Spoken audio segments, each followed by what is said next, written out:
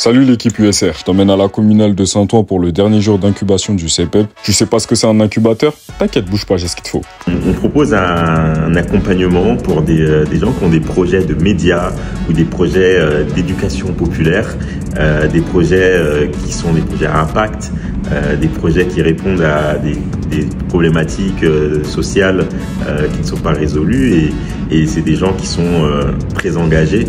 Nous, ce qui compte, c'est le vécu des individus, l'idée qu'ils veulent défendre et le fait qu'ils aient un caractère innovant dans leur démarche sociale ou dans leur démarche de médias. Qui s'adresse majoritairement à un public jeune. Et en fait, c'est né d'un triple constat qu'on a fait. On parle vraiment d'un cas concret des choses que les gens rencontrent tous les jours.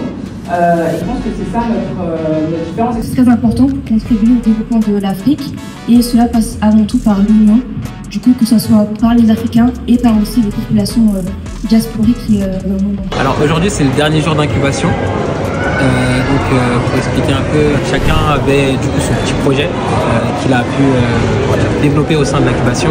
Aujourd'hui on est passé devant un jury qui disait, on a pitché notre projet en fait et il nous disait son ressenti par rapport à ça, les axes d'amélioration. Donc Caracalla part du constat de mon histoire personnelle, donc 30 ans sans mettre les pieds dans mon pays. Bonjour, je m'appelle Sakina, j'ai 22 ans et je suis la fondatrice du média Mémoire Diaspora qui a pour but de promouvoir l'histoire de l'immigration ouest-africaine en France. On a donc pu faire un festival le samedi 17 mai et dans le cadre de ce festival-là, Mémoire Diaspora a projeté un film suivi d'un débat. Donc il faut savoir que le DFF c'était un projet qui était relativement bien avancé déjà avant qu'on rejoigne le CPEP. On avait déjà une assez grosse communauté, on savait comment on fonctionnait avec nos événements, notre festival il tournait bien. Cependant, on n'avait pas du tout de modèle économique. C'est vraiment sur ça qu'on s'est structuré grâce au CPEP. On a appris sur le programme par rapport à Samba, qui était déjà venu au festival en fait et qui avait apprécié cet espace-là. Et vu qu'on était quand même au tout début, là c'est que la deuxième édition qu'on fait du festival, il a vu qu'on avait peut-être besoin d'un coup de boost pour mieux structurer notre projet. Et du coup, ça a été une super expérience, hyper enrichissante, on a vachement appris.